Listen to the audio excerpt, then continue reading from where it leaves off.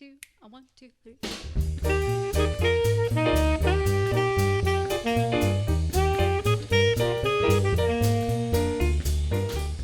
Welcome to the Whistler Writers Festival's Literary Cabaret. I'm Stephen Vogler, your MC, and we are very grateful to be here on the shared, unceded territory of the Squamish and Lil'wat Nations. The first thing you need to know is that I'll be introducing all of the authors from the arts and culture landmarks of Whistler. Starting with Stella Harvey's living room. Stella! Oh, hi, Stephen. Hi, Stella. This is where it all began 20 years ago. Thanks for having us, Stella. Welcome, everybody, to the 20th anniversary of the Whistler Writers Festival. Thanks so much for all your support over the years. Hope you enjoy this year. Without further ado, I'd like to introduce the band, the West Coast Front, with Geeta Das, Rajan Das, Dean Feser, and Rosalind Steel.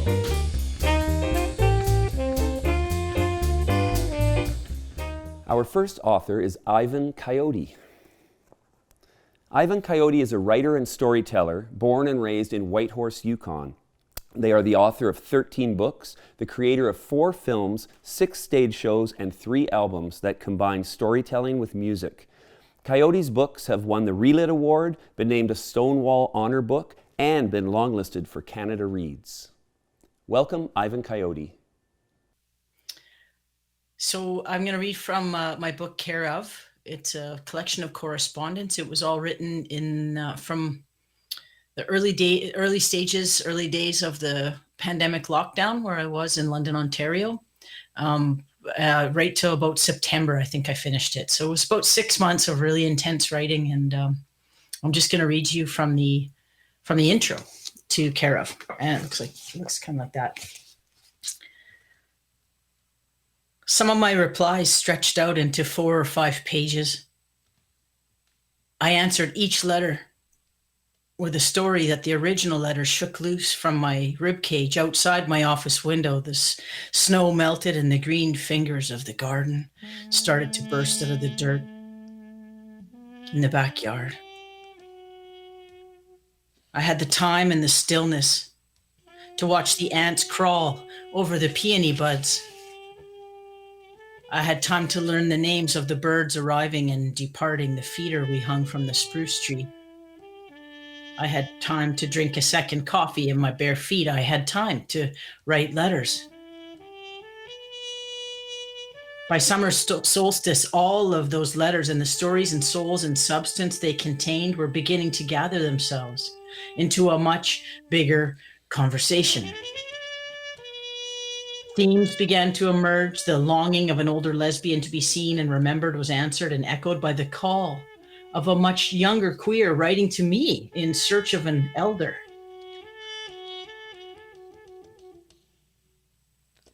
A letter from a lonely daughter found itself on my desk in the company of words from a proud and fearful father of a recently out trans son. Ex-evangelicals and the excommunicated were both communing in my email inbox, waiting for an answer. Some of the letters I wrote took me days to compose and tinker with and tweak. I took deep breaths and I took long showers. I took even longer walks. I wanted my replies to these letters to be perfect, especially the ones that I had been keeping safe for 5 or 8 or even 11 years before crafting the kind of answers that they so deserved. By the time September waned and became October and it was time to prune back the faded green stalks of summer and get the garden ready for the snow to return, the much anticipated yet still somehow shocking second wave struck the world. I was afraid, but not afraid like I had been back in April. The unimaginable was now strangely familiar. I found myself always tired, even though I had way more time to sleep. None of the letters I received would have been addressed to me if I wasn't a traveler, a storyteller, a writer-downer of things and people I've met and places I've been. Stories in the stage of in some way brought all of the beautiful people you were about to meet in these pages into my life, but most of the responses I wrote back to them would never have come out of me if the world hadn't forced most of us to stop and stay in one place for these last long and lonely months. Those months for me were made far less lonely by the process of connecting and conversing with the 20 people who kindly agreed to include bits of their own lives and truths in these letters. These letters and the people who wrote them were a lifeline for me, an antidote, a cure for the sudden stillness of the wheels under me. Our stories can still travel, I tell myself every morning, watching the weeks wax and then wane through our kitchen window. I now know the names of most of my neighbors in this place I never meant to be in for long. In early December, I took a walk around the marsh and pond across the road from where I have been living. All summer, that pond and the marsh that surrounds it were jumping and croaking with frogs and toads of many varieties. In early winter, though, it was quiet enough for me to hear the frost crystals as they crunched under my winter boots, and I got to wondering where frogs go to escape the cold. Years ago, I would have just pondered this mystery until I got home and could look it up, but that day, I simply sat down in the forest on the little bench where the two paths split on the hill after the boardwalk ends, and I Googled it on my smartphone. I learned that some frogs hibernate under the ice, suspended in the frigid water, absorbing the very little bit of oxygen they need by breathing through their permeable skins. Toads must dig themselves deep into the soil, sometimes over 50 centimeters down, to get below the frost line and escape the winter freeze. A few species of frogs, though, have found another way. They have become freeze intolerant. They hide away in dead leaves or under bark, and tiny ice crystals form in their tiny little frog bodies, freezing about 40% of the water content inside of them. The frog ceases to breathe. Its blood does not flow, and its heart stops beating. It cheats the cold by becoming it. In the spring, it thaws out when the temperature rises and hops away. I'm still not sure what kind of an amphibian I would be, but I do think of all of those kinds of frogs as I watch the snow fall outside and drag another bag of rice from my car to the pantry and wait for a vaccine to make it into my own lonesome and homesick veins. It is early January 2021 as I write this. The sidewalks here are slippery with a skiff of snow that fell this morning over the ice that gathered there last night, and spring seems still so far from this place. It feels too soon yet for me to dare imagine the world that the printed copy of this book will be released into. I sincerely hope that by the time anyone is able to remove this book from a shelf and open these pages and begin to read them, that we will all be able to gather safely together again and to thaw ourselves out, to stretch, to blink, to dance, to hug each other hard, and to listen to us all tell stories. And in the meantime, please write me a letter.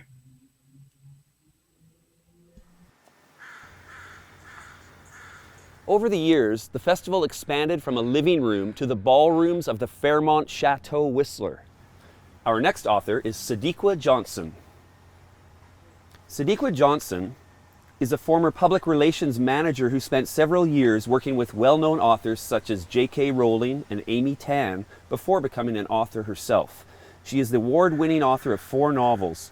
Her accolades include the National Book Club Conference Award, the Phyllis Wheatley Book Award, and the USA Best Book Award for Best Fiction. So I'm going to read from the beginning of Yellow Wife. I'm just going to start right from the beginning. Part 1, Bell Plantation, Charles City, Virginia, 1850.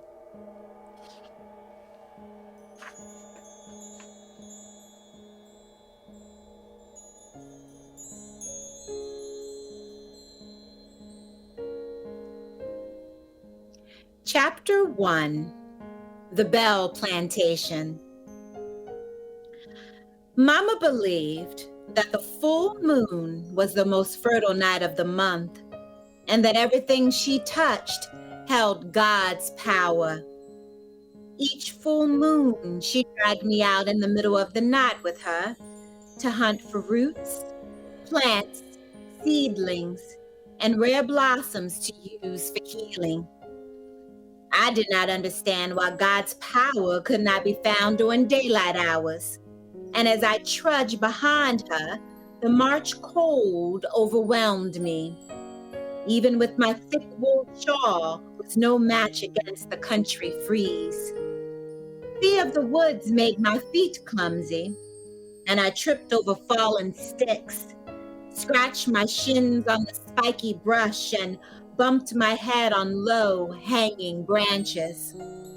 Mama, on the other hand, moved with skill and confidence, like the earth parted a path and presented the way for her.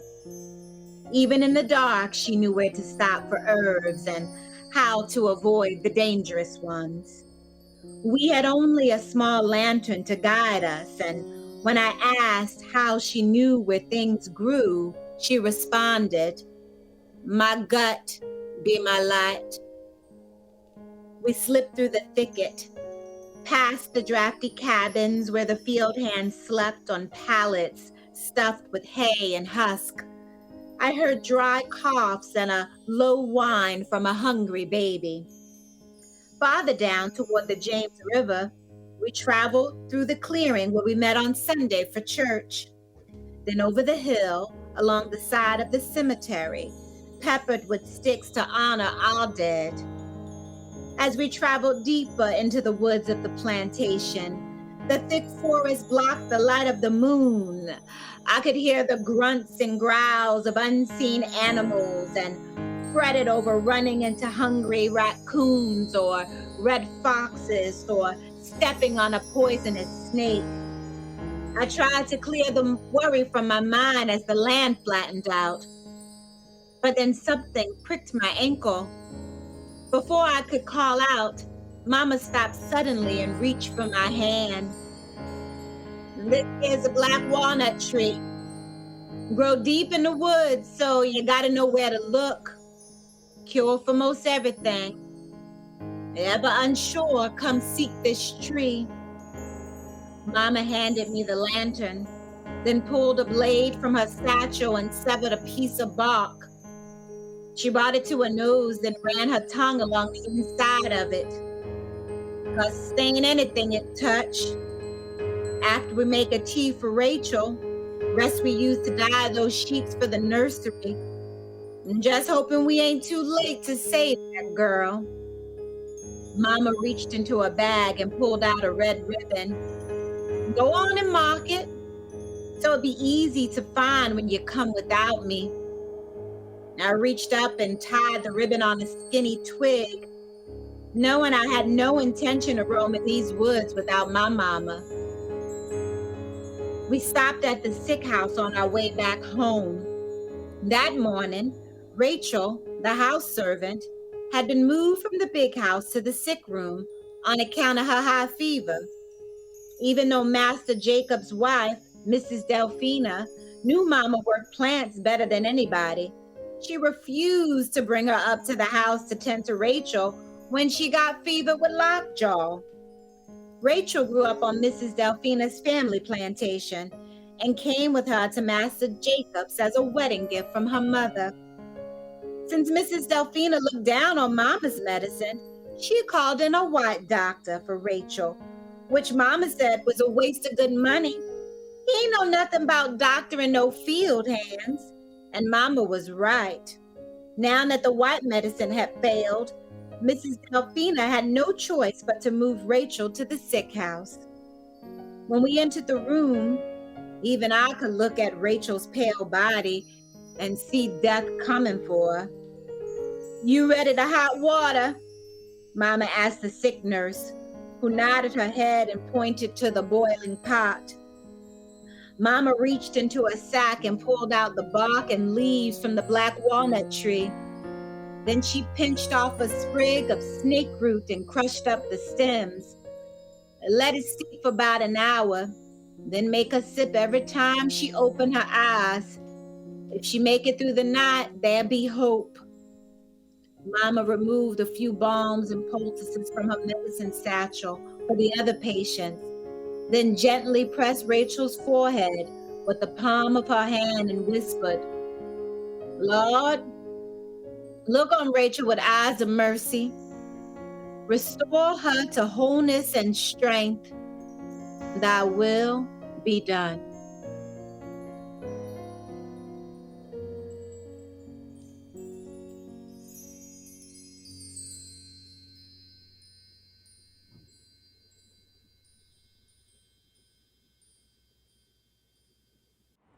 Across the street is the Squamish-Lil'wat Cultural Center, where you can learn about two distinct cultures, the Squamish Nation and Lil'wat Nation.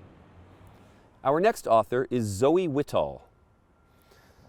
Zoe Whittall is the author of The Spectacular and 3 previous novels, the Giller shortlisted The Best Kind of People, Lambda-winning Holding Still for as Long as Possible, and debut Bottle Rocket Hearts. She has published 3 collections of poetry and is also an award-winning TV and film writer with credits on the Baroness von Sketch Show, Schitt's Creek, Degrassi, and others. She lives in Toronto. Hi, everybody. My name is Zoe Whittall, and I'm going to read a short excerpt from The Spectacular. And the section I'm going to read is about Missy, who is the cellist in an indie rock band called the Swearwolves. They are on a North American tour. They have 4 more dates left, and they're crossing the border between Vancouver and Washington. And something happens. So I'll start.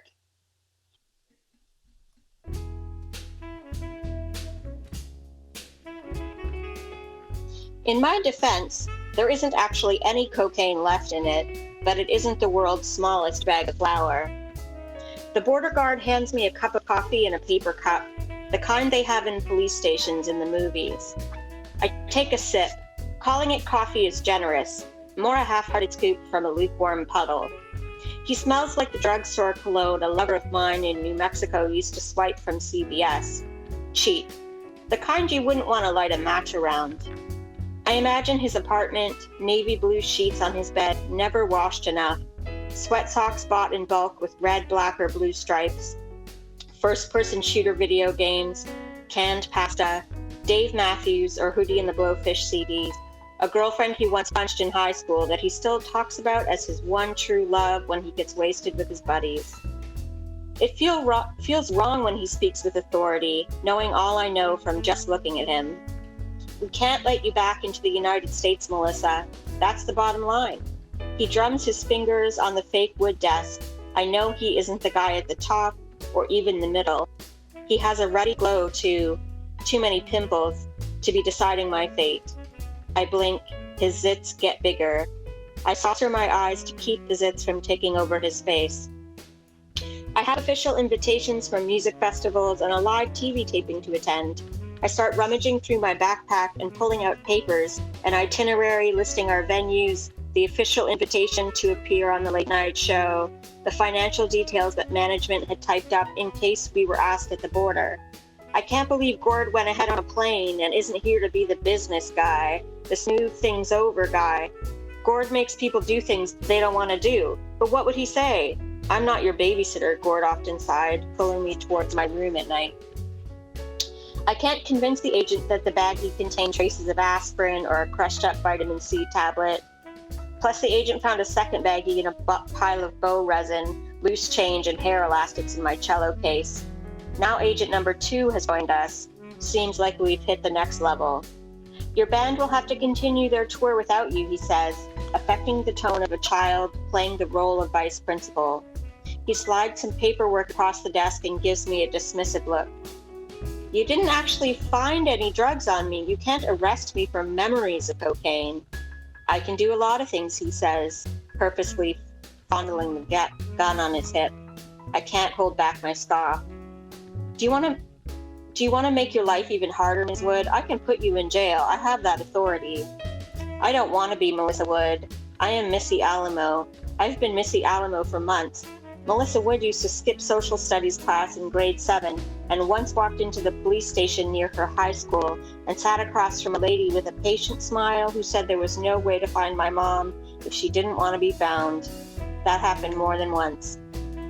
Answer me, says the second agent. No, I don't wish things to be harder, I say in a clipped, chirpy tone. The reality of what this border guard is saying starts to seep in. This isn't something I'll be able to talk my way out of and tell as a funny story to the guys later today. We were on SNL last month. Did you see us? He looks vaguely impressed, but suppresses it. Oh, I've heard of you guys. Your singer is a faggot with the long hair. Well, Billy gets more pussy than God if you want to get technical, but you're probably picturing our band. Yeah. He starts humming the chorus to our most famous song. I nod because I think he wants confirmation that it's the right song, but he doesn't. He hums an entire verse and chorus. It is very uncomfortable to watch and listen to him do this. He holds eye contact the entire time, and it makes me wonder if he might be a sociopath. After the final note, he stands up and they both leave me in the tiny office room. I am never going to be able to play that song again. After what feels like an hour, but is probably only 10 minutes, he returns. You can go. We aren't going to hold you. But you can't cross the border. You have to go home. Right, I say. As I leave the office, I see his coworkers gathered around a screen. Outside, the van has been thoroughly dismantled, doors off the hinges. It looks torn apart, bleeding out with open suitcases, cracked CD and cassette tapes, packets of guitar strings. I run to my cello case as though it is sentient and possibly bruised.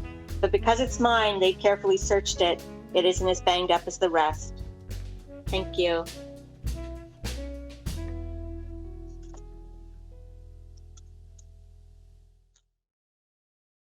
Now I'd like to introduce Cedar Bowers. Cedar Bowers' fiction has been published in Joyland and Tattle Creek. Astra is her first novel. With her husband, novelist Michael Christie, and their 2 children, she divides her time between Galliano Island and Victoria on unceded Coast Salish territory.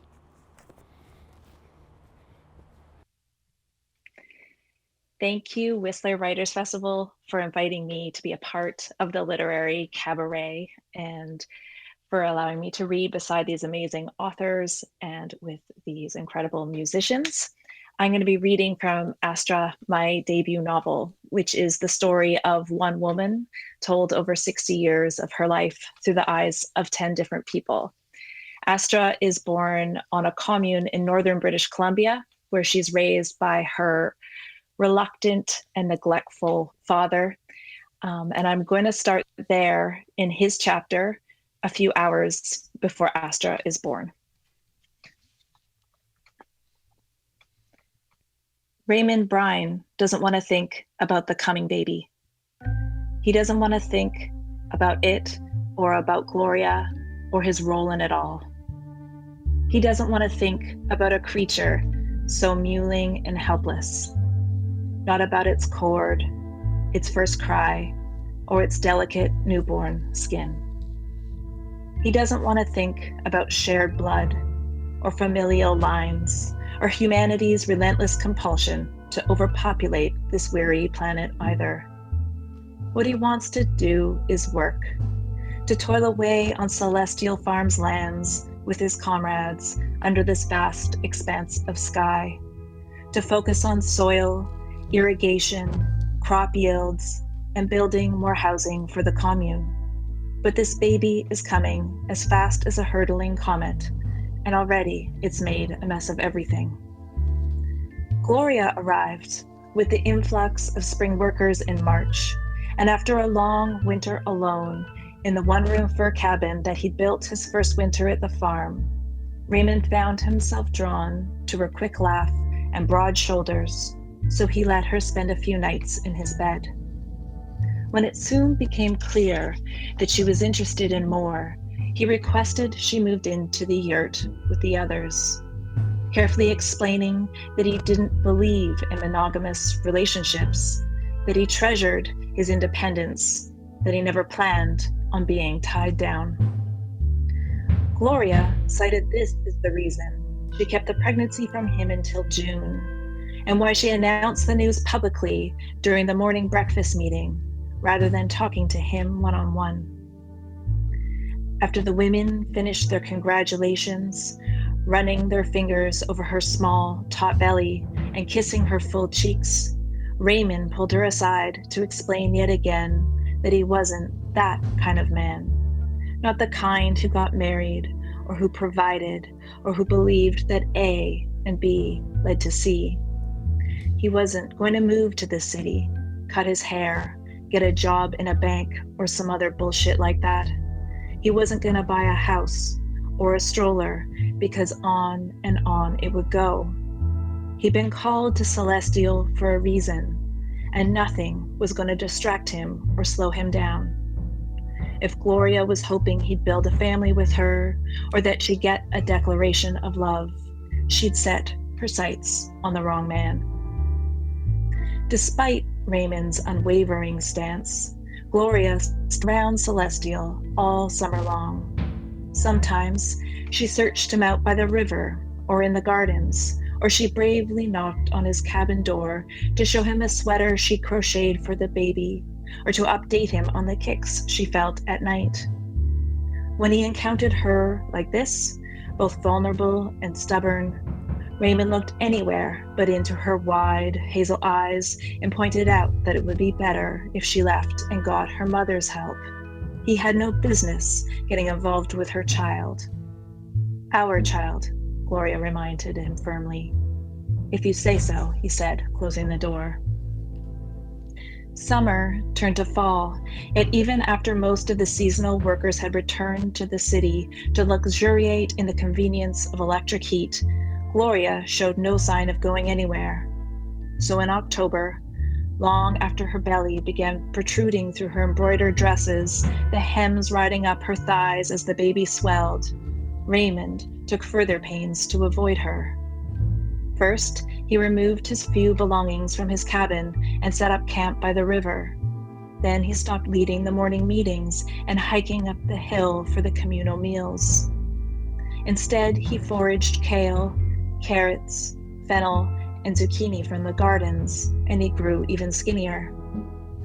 In November, Doris, his childhood friend and the co-founder of Celestial, informed him that she and Gloria's friend Clodagh had moved Gloria into his cabin where it was warmer, and that even though everyone else had gone for the winter, the women were going to stay on until the baby arrived. They didn't want poor Gloria to be all alone. Though this bothered him, he was still confident that with time, Gloria would realize what a mistake she was making, and so he soldiered on. He spent his nights on the slate rock riverbank, head resting on his rolled-up jacket, gazing up at the flickering light of the stars scattered across the sky. And when the weather grew too cold for that, he began sleeping in the small hayloft in the animal shed with the nanny goats.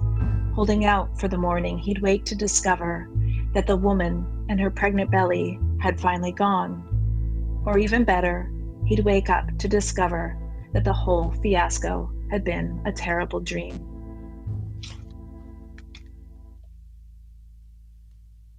The Audain Art Museum, located in the heart of Whistler Village, houses a collection of British Columbia's most celebrated artists from the late 18th century to the present.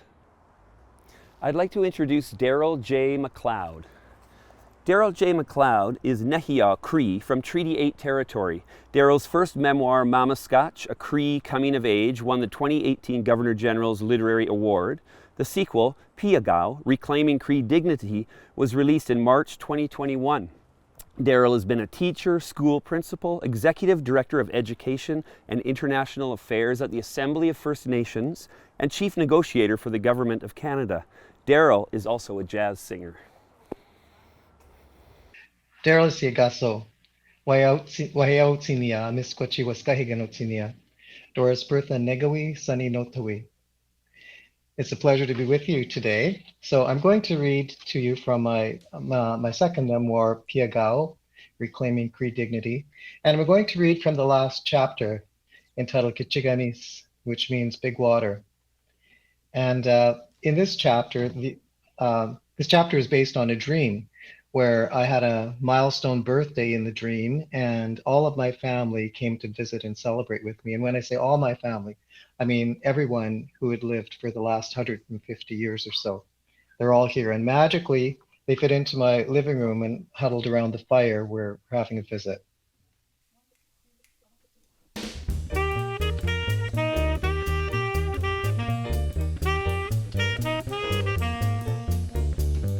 Someone had moved the yellow cedar ceremonial rattle carved in the shape of an eagle's head that usually sat on a brick shelf over the wood stove.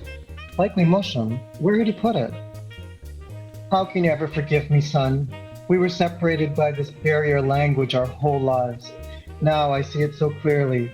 You can't even talk to Mushum and Cookham. Hurts so much to see the longing in your eyes to speak to them. Go deep, and you can't. Mushum joined us and put his arm around Mother's shoulder. Matiponi mato ndans.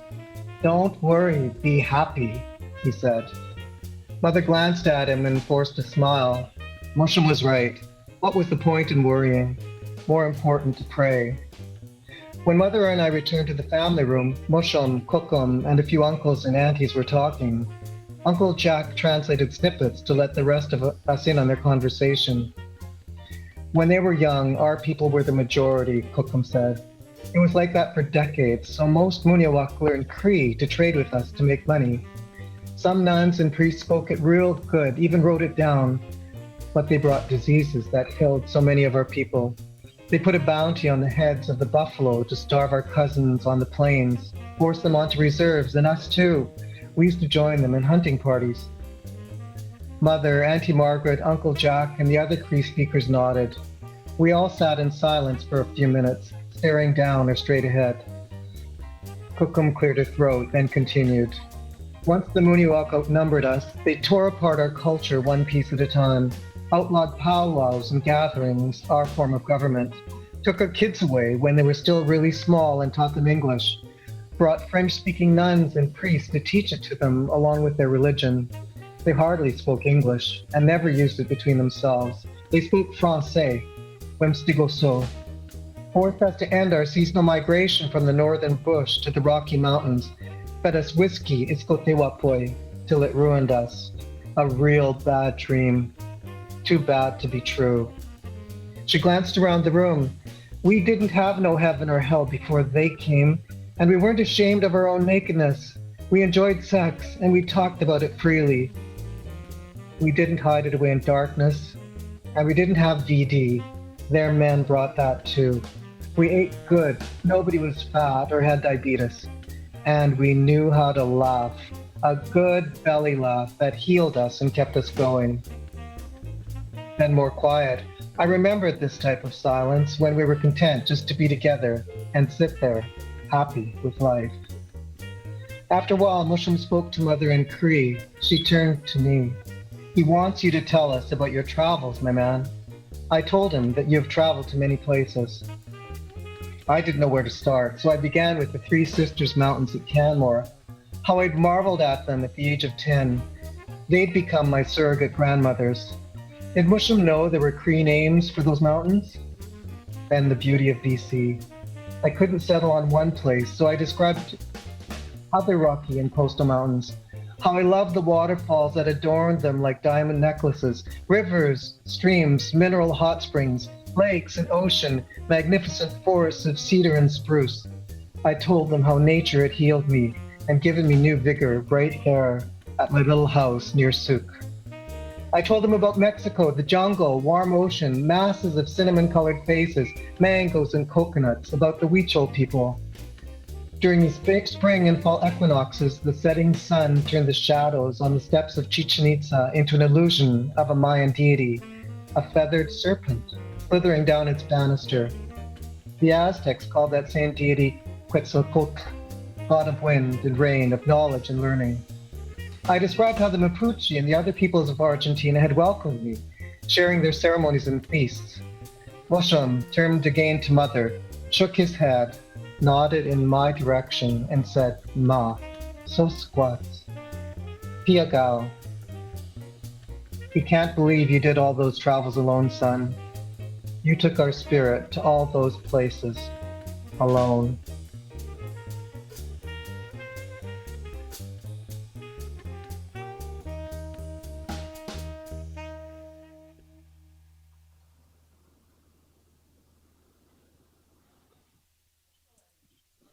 We made it! Let's head across the street to the Maury Young Arts Center.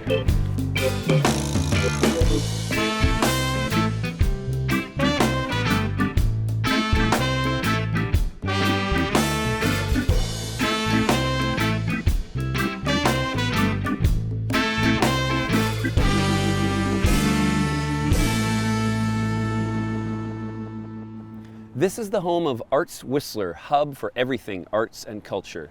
I'd like to introduce Adrienne Drobnies. Adrienne is a Vancouver poet and scientist. Her poems have appeared in the Antigonish Review, Event, Riddle Fence, the Toronto Quarterly, and the Maynard. Her long poem, Randonnée, won the Gwendolyn McEwen Award for Best Suite of Poems and was a finalist for the CBC Literary Award. Her debut poetry collection, Salt and Ashes, won the 2020 Fred Kerner Book Award from the Canadian Authors Association.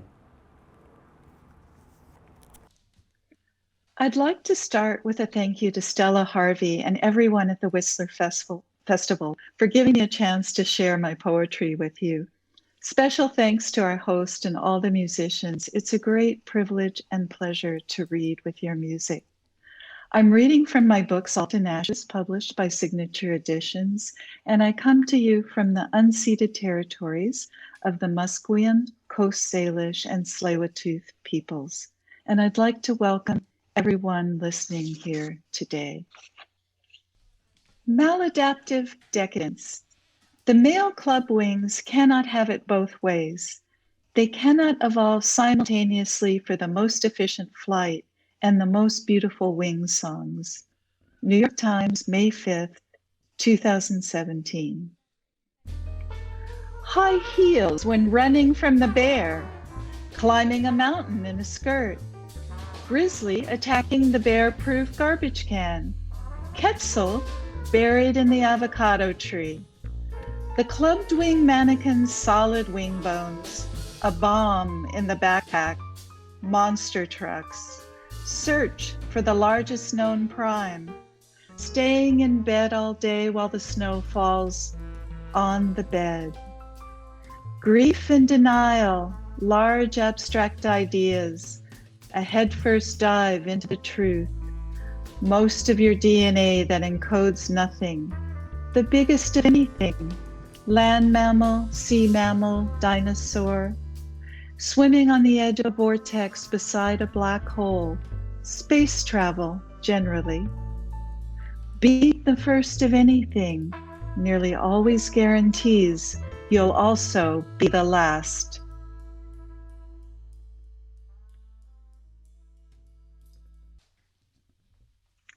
The next poem is about the 19th century Scottish scientist James Clerk Maxwell, who came up with a thought experiment that imagines a creature now known as Maxwell's demon.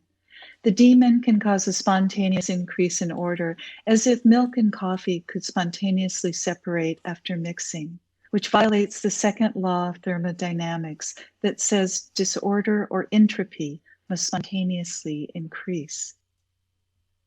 Maxwell's demon. Not a quasi-divine being, but rather a peculiar mode. Maxwell did not use or like the term daemon for this inimical violation, called it only a neat-fingered being. Conservative believer, yet open to new ideas, Maxwell found himself closed off from many benefits of society. Seeking control, he invented the governor, a useful device for taking the train to Cambridge from Edinburgh and back. A young death, a long legacy. First to see particles spin in the rings of Saturn, his equations bind electric and magnetic, light cast in partial differentials, spidery fields.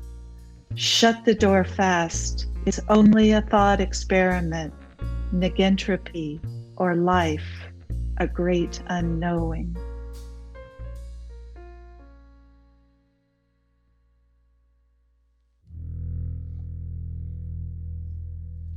Obad. Impossible not to think of the first dawn without you and the reluctance of your leaving. There is a time in August when the year turns and whispers of coolness in the morning. The height of the bed was higher than anything I had ever climbed before. I heaved my body across yours. I washed and oiled each limb, the torso, the delicate parts, the hands and feet. The coolness of your forehead matched the air. There was no wind sighing in the stillness. How could it be you were there and not there?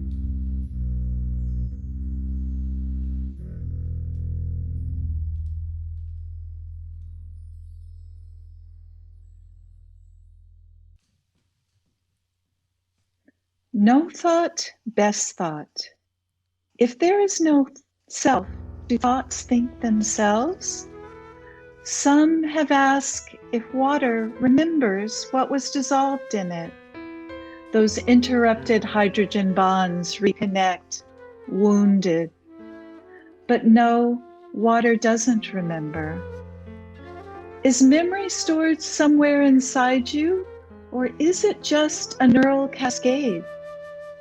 There's a cost, you know, to erasing information.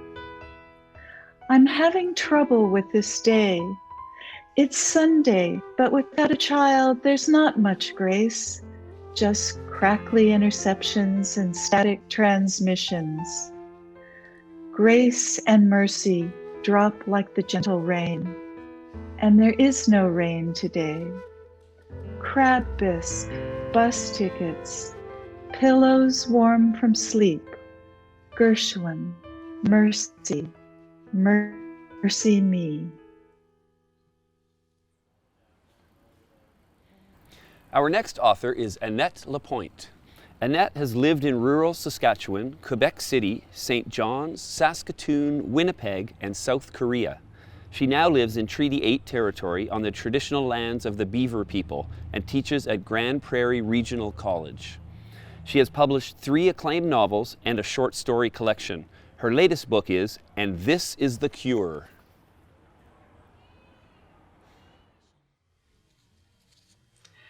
Hi, we're reading today from my novel, And This is the Cure. My protagonist is Allison Winter, a former Riot Girl and CBC radio host. She has returned to Winnipeg following the murder of her ex-husband and his new wife by his wife's son. Allison has reclaimed custody of her 11-year-old daughter and has, through a series of circumstances, been assigned to deal with everything, including the biological mess.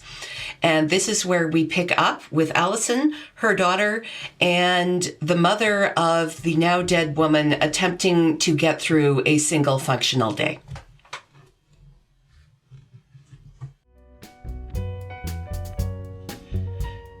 The funeral director's office had an aquarium wall. The tank was stocked with plants and undulating water, but not, so far as I could tell, fish. Hannah shot up to it as soon as I turned away from her, hands on the glass. The director flinched, then visibly forced his irritation into a box. Decorous people who understood the process of death did not, presumably, bring children to these meetings. I said, "Hannah, do you want my phone?" "I've got mine." She was taking pictures. I wondered if anything would translate through the glass's smug reflections. The director was younger than I was. He looked about 25, actually, and had a car salesman edge. Someone, at least, had told him not to wear black suits. On the street outside, I'd seen 3 guys his age in black suits, jumping through traffic with coffees in both hands, and they looked like gangsters. Black suits, purple shirts, vividly clashing neckties. In Toronto, they'd have some model for how men were supposed to dress, but in Winnipeg, they were making up their adult wardrobes out of their own imaginations. At least one was still wearing black running shoes with his suit, and his pant legs were too long. The funeral director's pant legs were also too long. He was telling me about caskets. He used words like respect, and bereaved, and tasteful.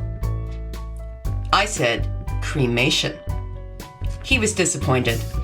I wondered what the cost difference was. I said, "They're not in any condition to be seen." "Oh, we can fix that." He lit up. "They will look beautiful. Don't you think people should have a chance to say goodbye properly?" I'd been to funerals when we lived in Burundi, but those took place as soon as after death as possible. I'd been to fewer than 4 in Canada, all for people from the music scene. Only one was open casket. The mortician had covered up his tattoos with thick makeup, and I didn't recognize him in there. I'd never seen him with a naked face. I tried to imagine conveying that to a boy who wanted to sell me an upper mid-range casket for the price of a used Toyota. Hannah said, "There's an octopus in here." And she wasn't wrong. It was pale blue, with a long skirt-like body wrapped around a chunk of coral in a shady corner of the tank. The director said, "There are 2, actually. That's Frank. Edna's probably in the grass." "Is she blue too?" "Not if she's hiding. She likes to pretend she's a plant." He knelt in front of the tank. "They're Caribbean reef octopi. I just introduced Frank, so he's a bit standoffish. I'm kind of hoping they'll get together." "Would they have babies?" "I really hope so. They'd have about 200. Hannah stared at him. "Would they all fit in there?" "No, but I'd take some of them home after they hatched. They get big really fast, but a lot of people in town would really like an octopus." "Why?" "They're super friendly." "No way. Seriously." He went to the closet and retrieved a step stool and a box from a mini fridge. "Come on up." The tank reeked of ocean when he lifted the lid. I thought about a different version of the universe, one where I'd gone to Eden to Florida and swum in the sea while he filmed. I could have met the angry man who hated the Florida Keys. There. Oh my God! Hannah's hand was barely submerged, but the octopus had her. A bluish pale tentacle traced up her wrist, exploring. Hannah caught her breath, half ready to scream. "Oh wow, he's not usually that ready to shake hands with strangers." "Does he know a lot of people?" "I used to keep him at home. One of my friends, Frank, decided he didn't like him, and whenever my friend came over, Frank would spit water at the guy." Without turning around, Hannah said, "Allison, I want an octopus." "We'll talk about it." I sounded like my mother. "You can stay there for a minute if you want," said the funeral director. He stepped back beside me, leaned in quietly and said, "You're the Allison Winter, aren't you?" I sighed. "I saw you at an all-ages show on the Last Innocence tour. Oh my God." He paused. "That's your daughter, isn't it? From the Barefoot and Pregnant album. Oh my God, that one was genius." And then he paused again and said, "Sorry." I said, "Do me a favor and just cremate them." "Is it that bad?" "I don't know, but I don't want to go look at them. And anybody who felt differently shouldn't have put me in charge." He nodded. "Okay, don't laugh at the urn collection. I mean it. One of the ones you can get is a glass dolphin that you can put ashes inside." I tried to picture that. "It's like something from a flea market. People love it, especially for kids who die, you know? If they don't want angels, they always want dolphins. I looked at him. You're a little goth, aren't you? No, totally punk. But I don't get too scared of the dead, and this is a good business. He let Hannah stay talking to the octopus while we worked through the papers. Costs, designs, service. I said Margaret would call him about the service. I was just in charge of, well, the bodies. I said, there might be one more, but I haven't got hold of his dad yet. The director said, can I suggest? Sure, have the son's funeral separately and make it private. I'm afraid I've been following all this online. It is a circus. There are going to be a lot of upset teenagers at his. And if they find out when and where it is, they'll go over the top. You will have the old folks losing it. Well, I'll tell his dad. Jesus, you guys had a bad week, huh? I looked at Hannah. I thought about the bloody state of the bathroom. I said, do you know anybody who cleans up houses? He nodded. Oh, yeah, that can be really bad. Nobody expects the mess death leaves behind. It's worse than what we do. If you give some of those guys an autograph, they might even cut you a deal. But they'll probably want you to sign one of those pictures. He meant the ones from Boxed. I'd posed for them in 1998. They were immortal online. I said to him, tell them I have tattoos now that they can't even imagine. If this is going on one of my credit cards, I want the discount.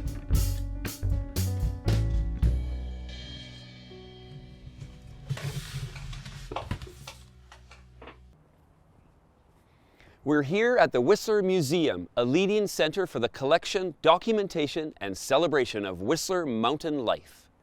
I'd like to introduce Mary Lawson. Mary was born and brought up in a small farming community in Ontario.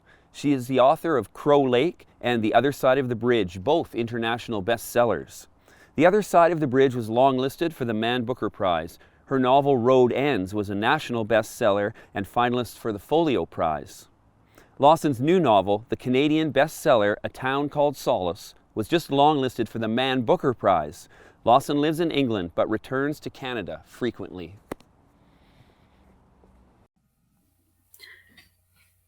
Hello, I'm Mary Lawson, and I'm going to read a little bit from my new book, A Town Called Solace.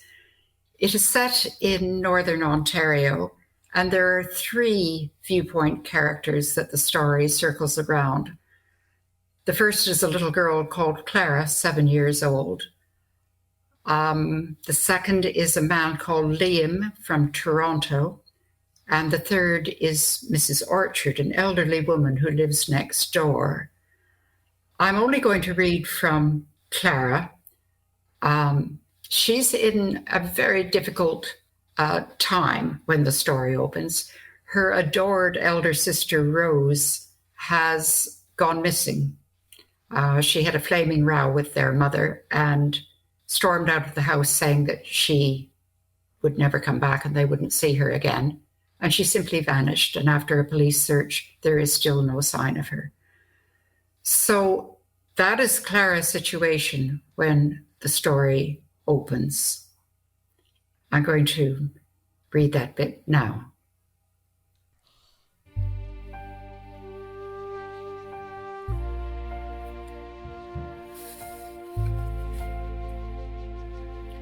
There were 4 boxes, big ones.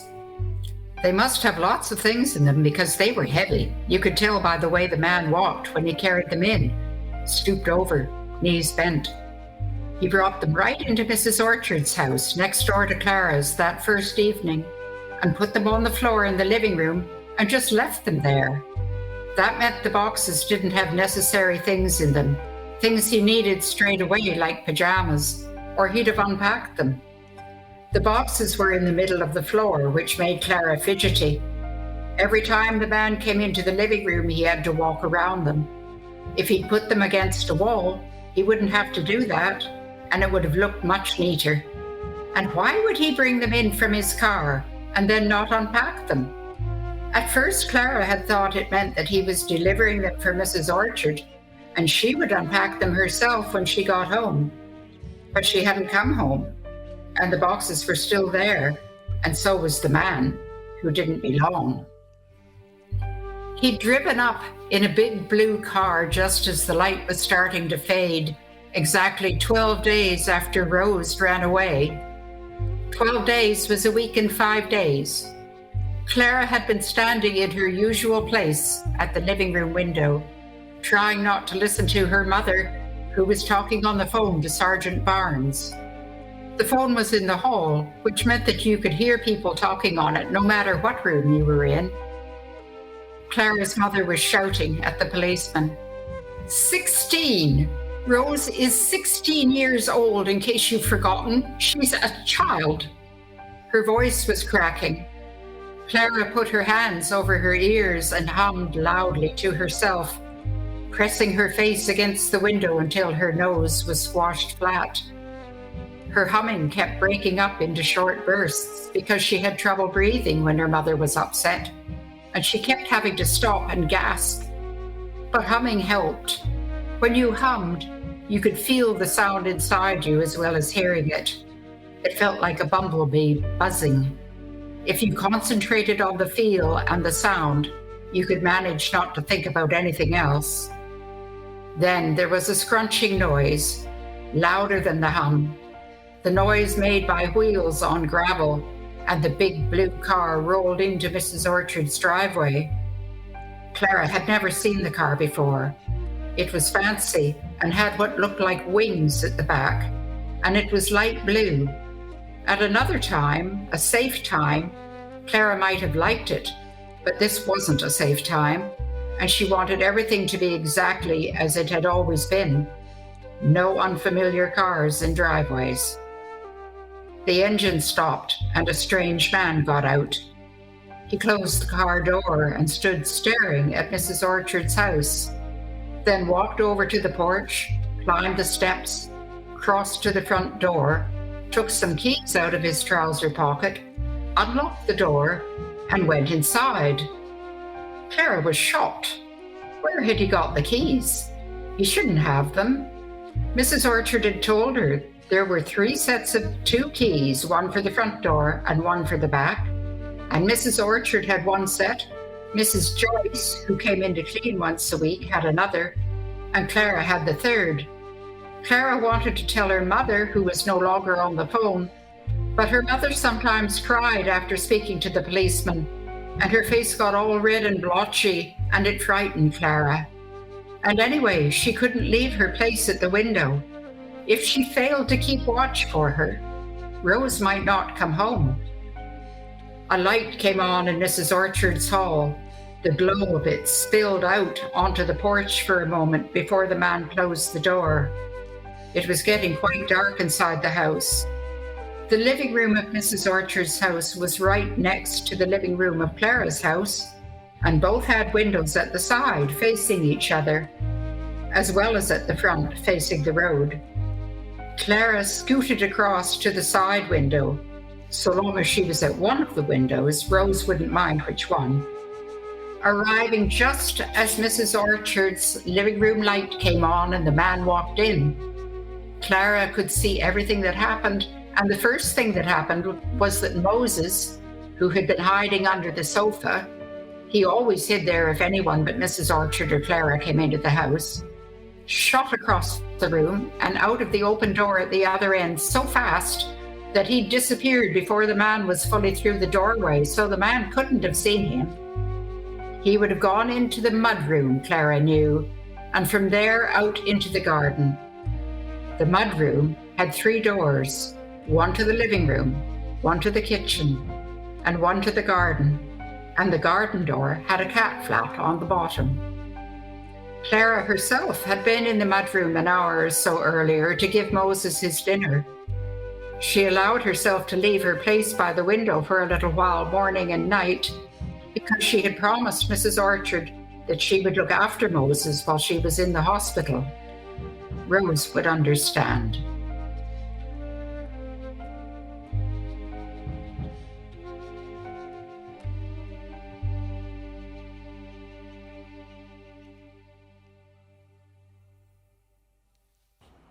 Right next door to the museum is the Whistler Public Library, also known as Whistler's Living Room.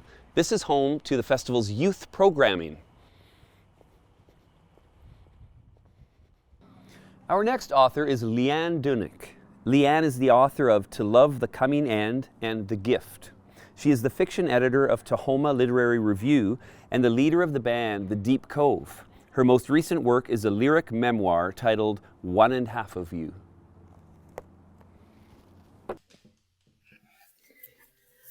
I'm going to be reading from my poetic memoir, One and Half of You. It's about me growing up biracial and bisexual on Vancouver Island. Birthmarks. Some have vanished, but then again, nostalgia distorts. Sometimes I forget that I'm Chinese, but I'm not. I dwell in the Chinatowns of port cities, Victoria, Vancouver, stints in Singapore, Kobe, Yokohama, San Francisco, Seattle. No answers, only red and gold plastic decorations, and the question, is your mother Chinese? They never ask if it's my father who is Chinese.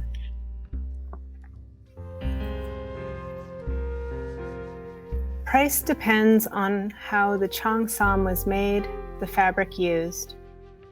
Gasp, lift breasts with one hand, stuff your body inside. If you wear this printed peonies, people may call them cabbages. Hand sewn, it's vulnerable to tears. A machine can fix that. Needles pinned will prick as you slip out, try another. This dress, too loose. Take in the back, add darts in the front, though the fit will be clearly forced. Wear this one of tangerine wool, high collar, tapered sleeves. Double-lined, it will cost more to reshape. Change the zipper to one invisible. Create the illusion you were born with this as skin.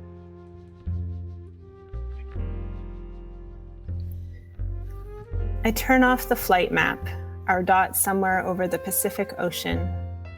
Try to invoke sleep until... Excuse me, are you Indian?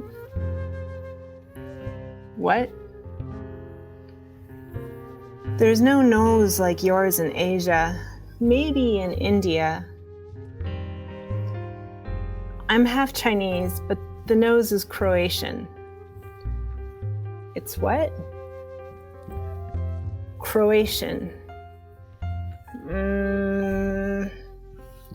Former Yugoslavia? Europe? Germany?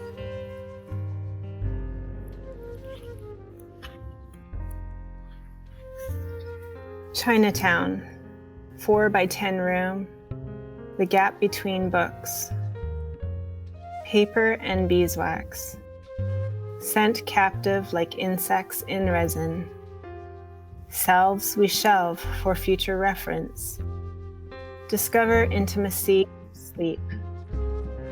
Difficult to catalog, love is full of defiant compulsions.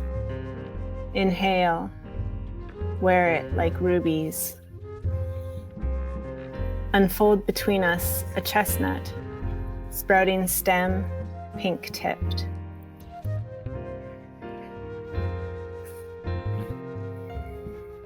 I split us into countries. One thinks, the other lets the heart fester.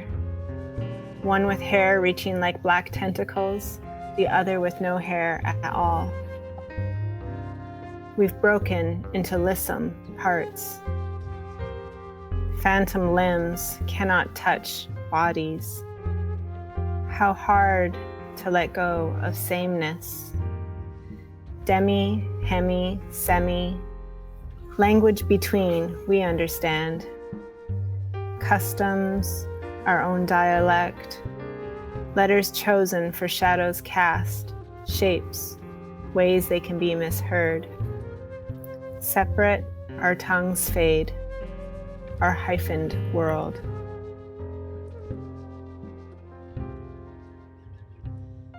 I dream of amputation, my lover's arm. My missing doesn't thin. Still, I mill stones between molars, undamming what we built. If I sound desperate, I am. Silt accretes. This is not failing. Anything can be trapped. Sedimentary, layer upon layer, whole but not perfect. Animals will die. Salt and sentiments collect in cracks. Now we are bays. I dream of finding you, and my mouth opens to pour jagged rocks. From Japan to America, I mail you a birthday card with an axolotl on the front. Amphibious, dual world dweller. Only recently have I learned that this salamander can regenerate limbs, possesses the ability to heal itself. Chinatown supermarket on Kiefer is permanently closed. You wouldn't recognize Maine, Georgia, and did you hear about the viaduct? Kam Gok Yuan was taken by fire. The shop on Gore that sold cherimoyas and holy basil disappeared after the rent increased. On Pender, currywurst, coffee, skateboards, an uncertain future. Even Newtown Bakery had a facelift. Displacement is a pattern, not a single occurrence. Goldstone with its oversized clock is newly gone, but of course, Sun Yat-sen Gardens and the tourist it brings are still there. Yes, there will always be tourists. I will write Chinatown, a poem, a love letter.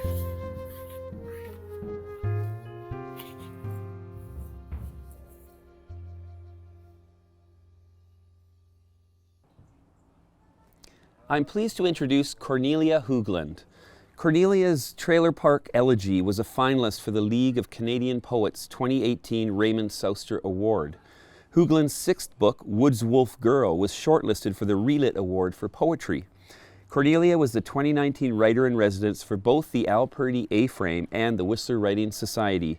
Her latest book is Cosmic Bowling, a collaboration with Ted Gooden. Ted is a visual artist who works primarily in architectural stained glass, sculpture, and mixed media. The artwork for his illustrated book, Glory Boy, has toured across Canada. His stained glass windows hang in hundreds of public and private collections, and his work is exhibited in major galleries.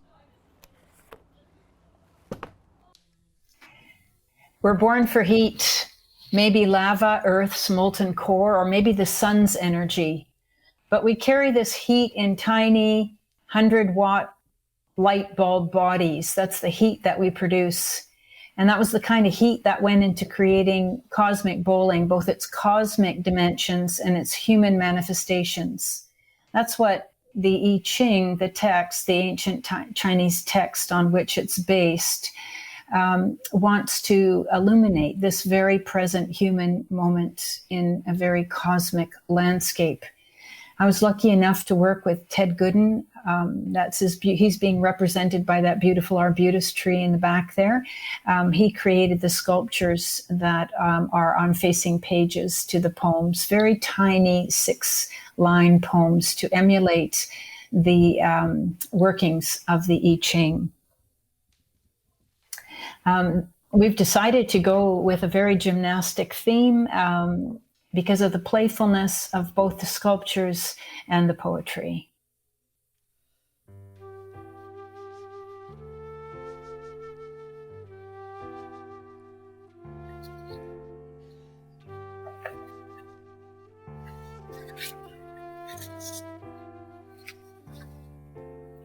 Like playing cards, the girls flip over the lawn. somersault, back bend. Each fanning rib is a ruffling wake. Each quivering heart on its high wire over Niagara.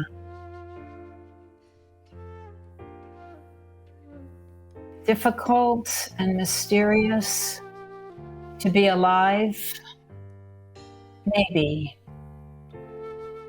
But when you're 9 years old, easy to gamble in handsprings.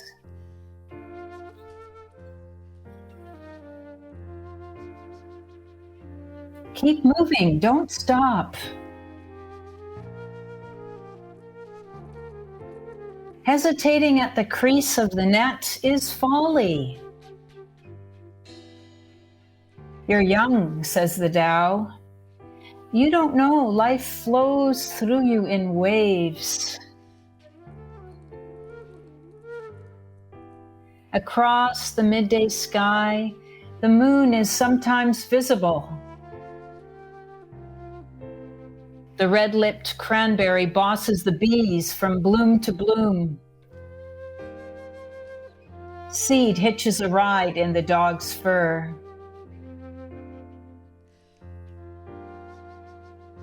The bean planted under the ground doesn't know at first which way is up.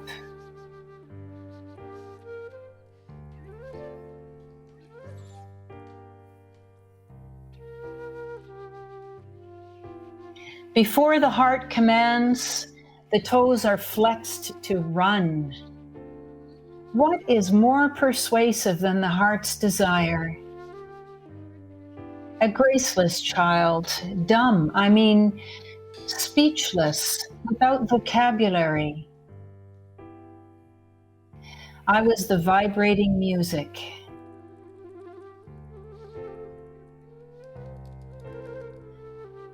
Around the bell when it stopped ringing. Running through the cow fields, my inner sense extended beyond my body's frame.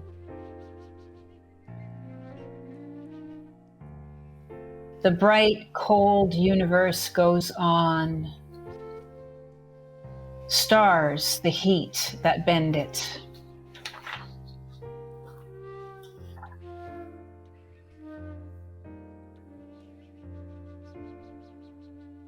In high summer, the most northerly Gulf island, like a Christo installation, is wrapped in a running fence of feeling. The Pleiades crest the sky in a tidal radius of 43 light years. Luminous. Christo said it takes courage to create things to be gone. Each warm night's a bonfire. We burn and dance and fall asleep in jumbled heaps on our island under stars.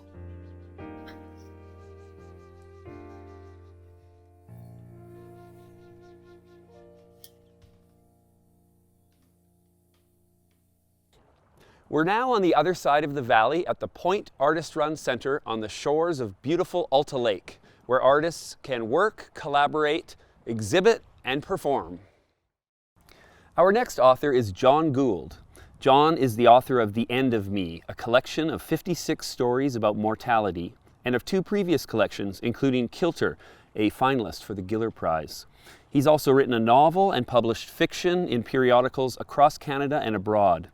John is a teacher, editor, and arts administrator, and has taught creative writing at the University of Victoria.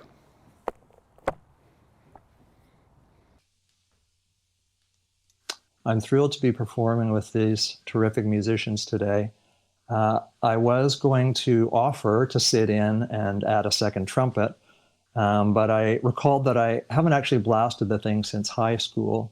And even back then, I barely mastered the theme from Born Free, the movie. So yeah, I'm going to stick with words today. All 56 stories from The End of Me are short. They're very short.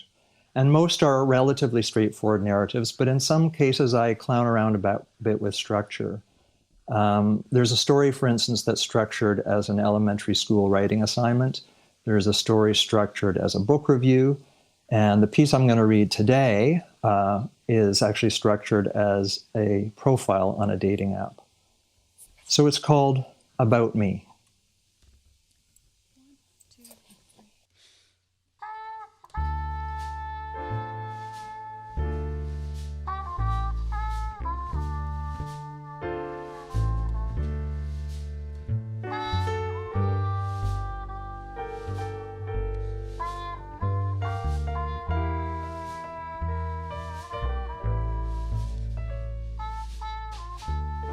I'm a fun-loving guy, looking to be a little less alone for whatever time I have left.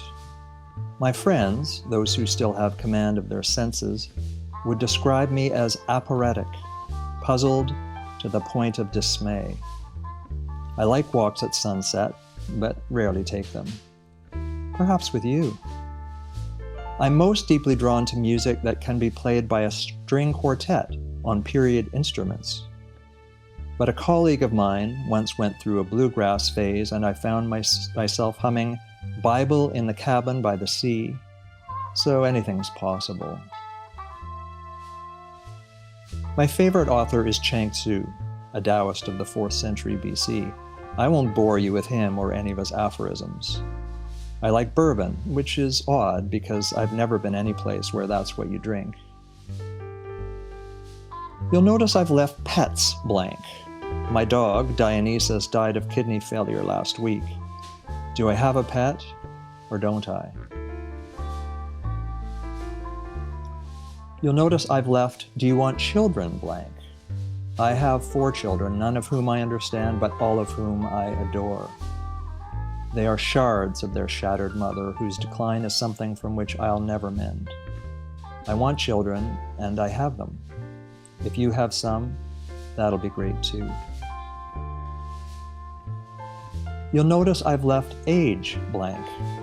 As we all do, I forgot everything when I was born, unremembered the perfections I'd witnessed in the fleshless eternity between my little lives. Since, as Socrates says, all nature is akin, it was necessary for me to recall just one thing, and everything else began to come back. Now it's slipping away again. Age? I'm at that moment in life at which anamnesis, the recovery of forsaken insight, tips over into senility.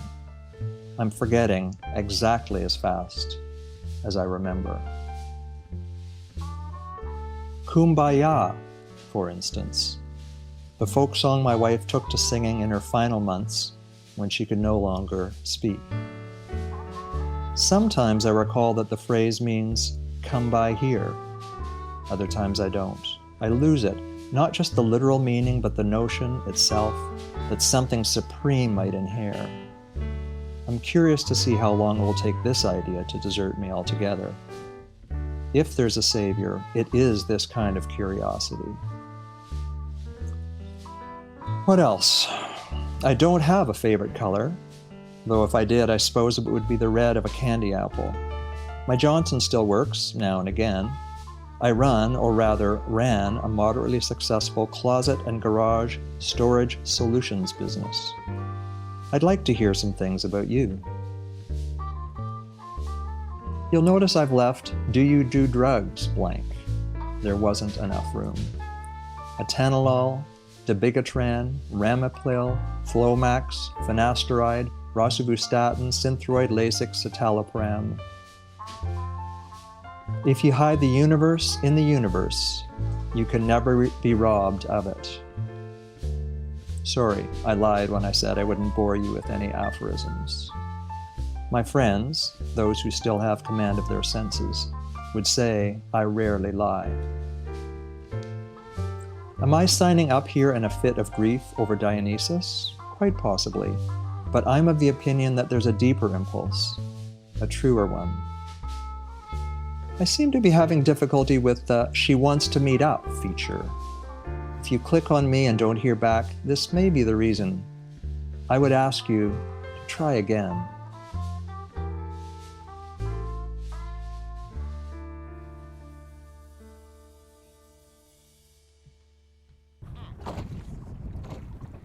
And our last author is Shaena Lambert. Shaena is the author of the novel Radiance and 2 books of stories, Oh My Darling and The Falling Woman, all of which were Globe and Mail Best Books of the Year. Her fiction has been published to critical acclaim in Canada, the UK, and Germany, and has been nominated for many major fiction awards. Her latest novel is Petra, inspired by Petra Kelly, the original Green Party leader. She lives in Vancouver. Cheers!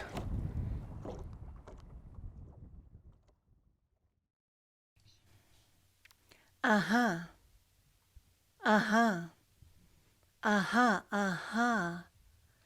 Thank you so much for this Whistler Writers Festival und Geeta Das and these amazing musicians. Why do politics and love not mix? Das ist eine Frage, a question of my book Petra. Now, here I am, Manfred Schwartz. I am a man. I am the narrator of my book. And I am in love with Petra Kelly. This is the 1980s. She's a charismatic leader of the Green Party and of the nuclear fight all around the world. And I am writing a document, here it is, that I hope will be a visionary document for the future of the world. But meanwhile, always, there is love.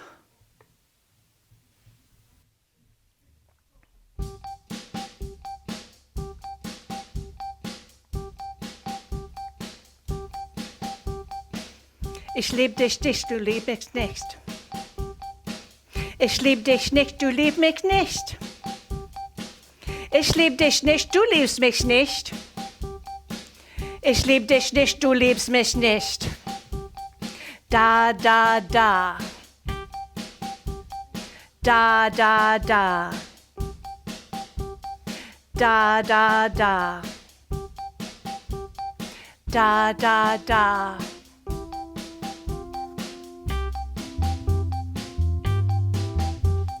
Now I'm back at the farmhouse, Manfred Schwartz, 32 years old, a man in his prime, and I've got a beer in my hand and a pile of marked up papers in the kitchen table in front of me.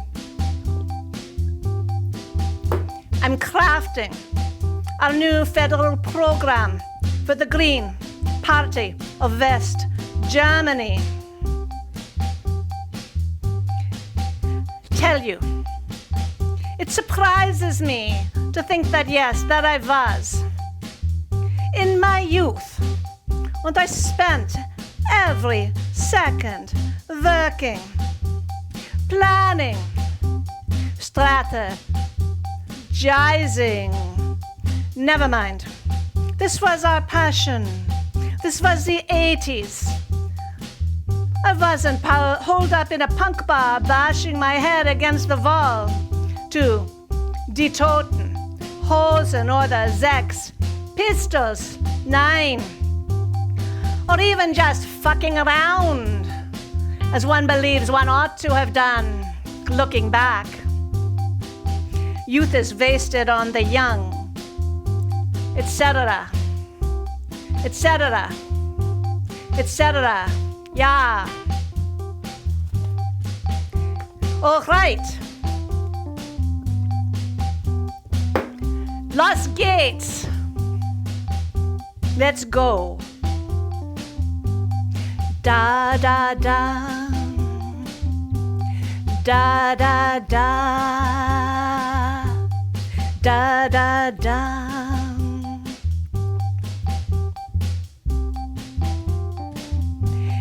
It was like a potion. You had to get the mix of ingredients just right, or the thing would explode. So first a dose of feminism to satisfy Freya Fertig and her powerful group, Frauen der Frieden, Because women must be at the heart, Manfred. I can hear her say this in my ear. But wait, the non-violent pacifists, a cranky group if you ever saw one, they wanted civil disobedience to be at the heart. We're talking Gandhi. We're talking Satyagraha. Many of the influential citizens' initiatives wanted the fight against nuclear power to be at the heart. So now we're talking 4 minds, and we're talking 4 opinions. Or do we have 4,000 minds and 4,000 opinions? I added a little dash of anarchism for the sponties, spontaneous leftist politicos, the basement lovers, ex-squatters in Frankfurt and Berlin, like me. But hold off now, not too much, or the mixture could combust. We're talking infighting and narcissistic posturing. And I had to keep the Hamburg Red Greens happy, militant, anti-capitalist. They'd joined the Green Party because they saw it as their path to power. They could smell power the way worms smell grain. They often met in cadres, establishing their line, then voting as a group.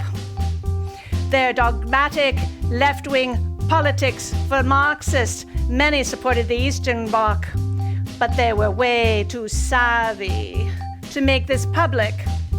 Then there were the farmers, the visionaries, and conservative ecologists. Fucking Jesus, I tell myself, this is difficult. I'd have to start again. Good. The telephone rang. I picked it up. It was Petra, calling from West Berlin. Da da da, da da da. This is what you got to know. I loved you, even when it didn't show.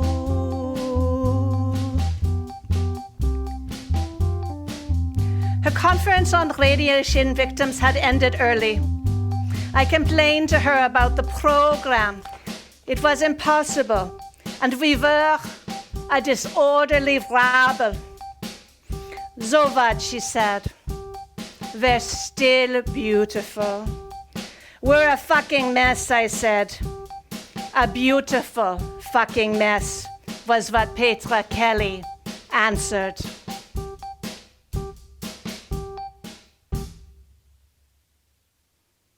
Dankeschön.